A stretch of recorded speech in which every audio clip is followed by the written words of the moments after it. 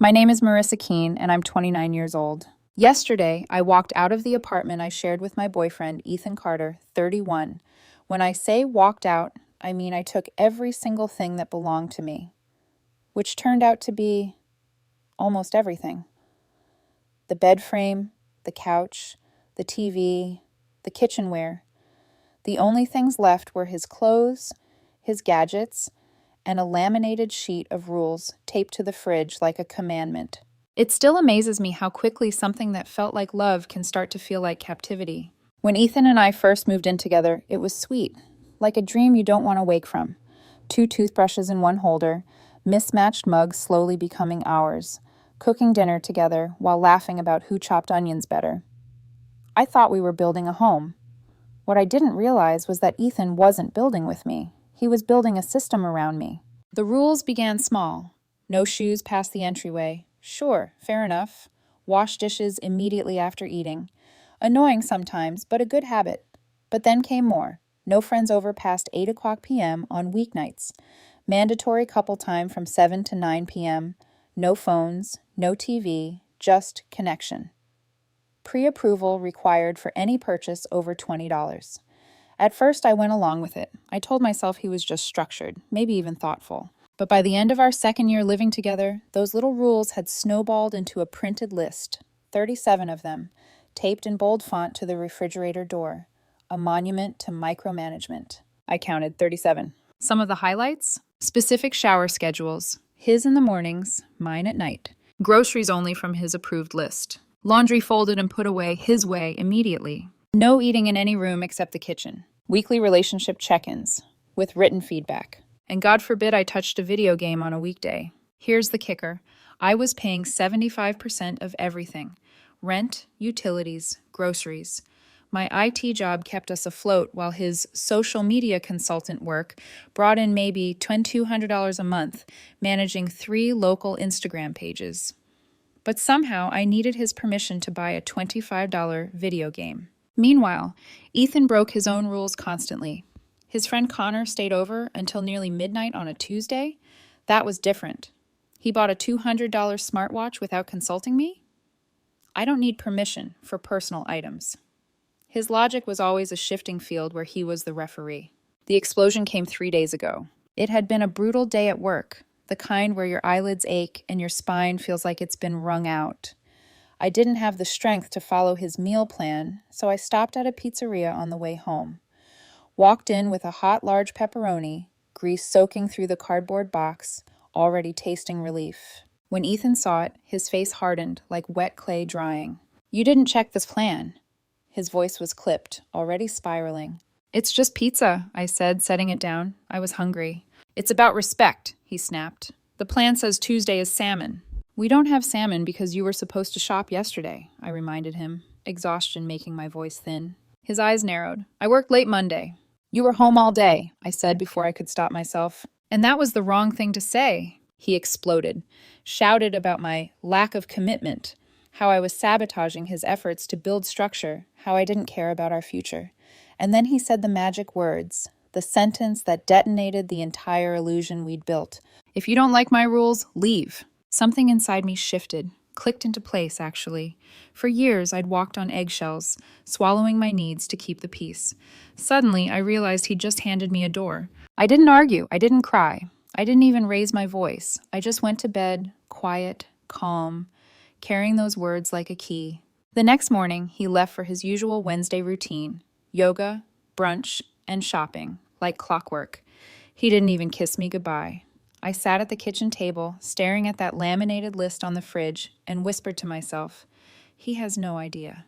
Because the truth was, when Ethan gave me that ultimatum, he thought he was calling my bluff. He thought I'd never leave. He didn't know me as well as he thought. He didn't know that I was already imagining the feel of freedom, of walking barefoot across the living room without worrying about a rule, of ordering a pizza without a fight, of living in a space that didn't measure love by compliance. And he definitely didn't know that once I made up my mind, I never turned back. That night, I lay awake, staring at the ceiling, listening to the quiet hum of the refrigerator. The laminated rules seemed to glow in the dark like a ghost. My eyes drifted to the last line Ethan had added just weeks before. If Marissa cannot follow these, she should reconsider her place here. I smiled to myself. I would reconsider, all right. I would reconsider everything. And by the time Ethan came home the next evening, he would walk into an apartment stripped bare of everything I'd ever contributed. An apartment that looked exactly like what it had become. His rules and his ego, nothing else. Because sometimes the most powerful response isn't shouting or fighting. It's simply leaving. And the thing about ultimatums, when you give someone the option to go, you'd better be ready for them to actually take it. The morning after Ethan's ultimatum, the apartment felt like it was holding its breath. The sunlight came in through the blinds, cutting the room into stripes, and every shadow felt like a countdown. Ethan left at 9, his yoga mat slung over his shoulder, whistling as if the previous night had been nothing more than a spat. He didn't notice the way I watched him go, how still I stood in the hallway, arms folded like I was memorizing the back of his shirt, the sound of his keys, the smug bounce in his step. He didn't even look back. The lock clicked shut behind him. Silence. Then the refrigerator hummed, and the laminated rules caught the light like a cheap halo. I stared at them for a long moment. Then I opened the drawer, where we kept stamps, and pulled out the number I'd written down months ago, almost without realizing why. A moving company that rented vans by the day. "Do you have availability today?" I asked. The woman on the line didn't ask questions. "We can drop off a van in 30 minutes. By the time the clock hit 10, my heart was hammering, not with panic, but with clarity. I started with the furniture, the bed frame I bought. With my first post-college bonus, the couch I carried up 3 flights of stairs with my brother, the coffee table I'd sanded and painted myself. One by one, each piece went into the van. I packed the TV, the kitchen appliances, even the blender Ethan never touched, but insisted was ours. Every streaming password was mine. Every bill had my name. He'd spent years convincing me it was selfish to point that out. Turns out selfishness is just another word for survival when you're done being drained. The more I packed, the lighter the air felt. The apartment stopped looking like home and started looking like evidence, proof that love had been turned into a checklist. I left him the things that were truly his clothes, his sneakers lined up like trophies, the half-broken laptop he swore he'd fix someday, and of course, that laminated list taped to the fridge. I left it exactly where it was, a monument to what ruined us. And because I have a sense of irony, I stuck a yellow sticky note to the fridge door. "You told me to leave, M." By 2 in the afternoon, the van was loaded. I called the utility companies, canceled the joint subscriptions, shut down the credit card he was a supplementary user on. His Spotify playlist went silent. His grocery delivery account declined. His lights set to turn off at the end of the month. The whole time, my hands moved steadily, calmly, like I'd been rehearsing this. In a way, I had. At 3, I texted my friend Talia, who lived across town. "Got a spare couch for a few nights?" Her reply was instant. "You can have the couch, the wine, and the Wi-Fi password. Get here now." I didn't even cry on the drive over. The van smelled like dust and cardboard, and the city outside looked the same as it always did. People rushing, horns blaring, life happening. But inside, everything had shifted. For the first time in years, my life wasn't running on Ethan's rules. By the time I reached Talia's place, I felt almost giddy. We unloaded the essentials: clothes, laptop, a few kitchen boxes. That evening, we sat on her couch with cartons of Thai takeout, Netflix humming in the background. No meal plan, no mandatory couple time, no check-ins with written feedback.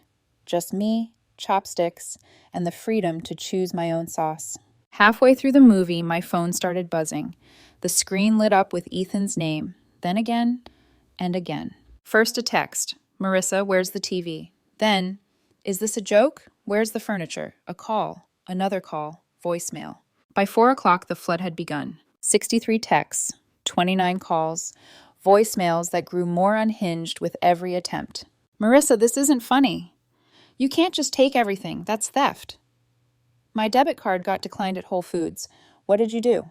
"Please, baby, come home. I didn't mean it. This is financial abuse. You owe me support." Where am I supposed to live? I set the phone down on the coffee table, let it vibrate like an angry insect, and sipped my wine. Talia glanced at the screen, eyebrows raised. "You really did it." "I really did." Her smile was proud, fierce. About time.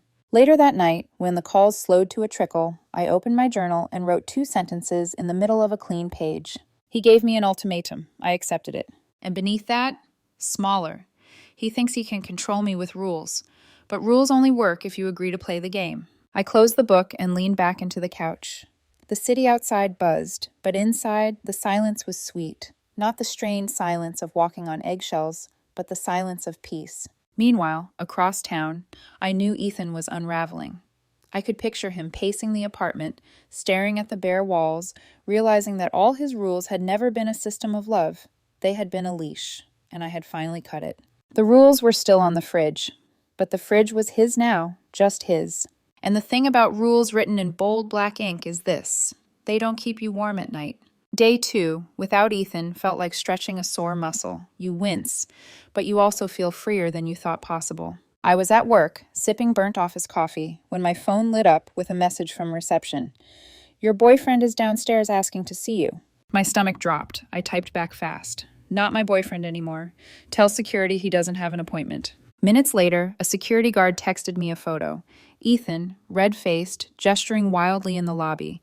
The caption, "He's leaving, but you should know he made a scene." My coworkers tried not to stare as I returned to my desk, but whispers carried anyway. I smiled politely, even as heat crept up my neck. Ethan wasn't just losing control, he was broadcasting it. By the time I got home that evening, the texts were pouring in again. You don't just abandon someone over one fight. Marissa, come back, we can reset the rules. You're acting crazy. Don't throw away 4 years. I typed one line back. It wasn't one fight. It was 37 rules and 2 years of double standards. He replied instantly, those rules were for us, to help you be better. I stared at the words until the letters blurred. To help me be better, as if I had been a project, a problem to fix. The next blow came from his family. His mother, Linda, left me a syrupy voicemail. Sweetheart, Ethan tells me you've overreacted. Relationships take compromise. You can't just run away from a man because he cares about structure. Structure, that was the word they clung to, as if his control was just tidy enthusiasm. Then his sister Ava texted, You're humiliating him. You're making him look pathetic. Do you want to ruin our family's reputation? And finally, the pièce de résistance, a message from Jade. Yes, the ex-girlfriend, the one who still lingered like a ghost at dinner parties, always with too bright laughter. Hey, Marissa, I know you're upset, but maybe cut Ethan some slack. He's been working on something big, and you were supposed to be part of it. Don't ruin his launch over personal drama. Launch? My skin prickled. I asked, what launch? Her reply came with a casual cruelty. His coaching brand. He's been developing it for months. From chaos to control, how I fix my girlfriend. You were his case study. Honestly, you should be flattered. He was going to make you the star of his success story. I sat on Talia's couch, the glow of my phone painting me cold. Flattered. I should feel flattered that my humiliation, my restrictions, my slow erasure had been drafted into some kind of business model. Talia came back from the kitchen, saw my face, and asked softly, what happened? I handed her the phone. She read, then muttered, that son of a... She cut herself off, shaking her head. He wasn't building a life with you. He was building a resume on your back. The realization sank like lead. Ethan hadn't just been controlling me for his comfort. He had been rehearsing me like an actor for a show I never auditioned for. Day 3 brought the legal charade. An email arrived with an attachment titled Formal Demand Letter. I opened it and almost laughed. In neat bullet points, Ethan accused me of unlawful eviction, $3,000, theft of shared property, $5,000, financial abandonment, $4,000, intentional infliction of emotional distress, $3,000, total $15,000. The signature line, drafted by Ethan Carter, relationship architect. I forwarded it to my cousin Daniel, a paralegal, with the subject line, please enjoy this comedy. He called me minutes later, chuckling. Marissa, this looks like he Googled how to sue your girlfriend and copy-pasted the first result. Half of these aren't even valid claims without a marriage license. An unlawful eviction? He wasn't on the lease. The absurdity made me laugh too, but only for a moment, because underneath the farce was something darker. Ethan was escalating. When control through rules failed, when shame and family pressure failed, he was reaching for intimidation. That night, as I wrote in my journal, I thought about all the versions of myself I had been for him. The quiet girlfriend who accepted the rules, the forgiving one who looked away when he broke them, the patient one who thought love meant compromise. Now, I was none of those. I was the one who left, and Ethan couldn't stand it. Because without me, without the audience to his performance, he wasn't a genius relationship architect. He was just a man alone in an apartment with a laminated list that no one cared about. I closed my journal, drew a line under the day's entry, and wrote one final sentence. The truth always shows itself when the performance ends. What Ethan didn't realize yet was that the curtain was already down. The courthouse smelled like old paper and floor polish, the kind of place where lives are dissected in fluorescent light. I sat at the plaintiff's table, calm in a way I hadn't expected, while Ethan shuffled papers at the other end like a man auditioning for control. He'd filed his lawsuit exactly as promised, $15,000 for unlawful eviction, theft, financial abandonment, and emotional distress. His opening statement was a spectacle, words tripping over themselves, gestures rehearsed. He painted himself as the victim of an ungrateful girlfriend who stole his life out from under him. When it was my turn, my lawyer stood and asked just 3 questions. Mr. Carter, were you on the lease? No. Did you pay rent directly to the landlord? No, but... And did you or did you not tell Ms. Keene, quote, if you don't like my rules, leave? Silence. His jaw worked like a machine grinding gears. Finally, yes, but I didn't mean... The judge cut him off with a raised hand. Thank you, that's enough. Then my lawyer dropped the dagger. Screenshots of Ethan's own Instagram posts, his brand new coaching business, boasting about how he had trained his girlfriend through a revolutionary system of rules, how he'd tested methods to transform chaos into order. The judge adjusted her glasses, skimmed the printouts, and frowned. Mr. Carter, were you planning to use this relationship as part of your professional venture? Ethan stammered. It was hypothetical research. The courtroom chuckled. The judge did not. Verdict, case dismissed. All claims denied. Ethan ordered to pay $500 in my legal fees. The gavel's knock echoed like a closing door. Ethan looked small then, deflated, like a balloon that had been stretched too thin. His parents sat behind him, stone-faced. His mother Linda shook her head slowly. His father stared at the floor. I walked out of that courtroom lighter than I'd felt in years. The fallout came quick. Ethan moved back in with his parents. Jade finally cut him off after he spent 2 weeks crashing on her couch, draining her fridge, complaining about me on repeat. His from chaos to control coaching business never made it past a half-finished website. The fake testimonials he posted were screenshotted and mocked online. Clients abandoned him. His reputation shrank faster than his bank account. Meanwhile, my life grew simple, clean, mine. I signed a lease on a small 1-bedroom with sunlight that spilled across the hardwood floors. No lists on the fridge, just magnets from places I actually wanted to go. I cooked lasagna one night, the recipe my grandmother taught me, and ate it in bed while watching a crime drama. The sauce dripped on the sheets, and I laughed out loud. Freedom didn't taste like pepperoni pizza anymore. It tasted like tomato and basil, messy and unrepentant. Talia came over with wine, toasted me for the cleanest break I've ever seen, and we sat until midnight talking about everything except Ethan. That was the best part. He no longer dominated the air I breathed. And then there was Ryan. We met at a policy workshop through work. Nothing cinematic, no coffee spilled, no lightning bolt. Just a steady conversation that turned into lunch, then another. He listened more than he spoke, and when he did speak, it wasn't to correct me, but to build on what I said. Over coffee one afternoon, he admitted shyly, I've always thought if I get married, I'd want to share a name. Not because of tradition, but because it feels like building something new, together. I almost choked on my latte. Not from shock, but from the irony. Here was a man offering freely the very thing Ethan had turned into a battleground. Respect without negotiation. Unity without performance.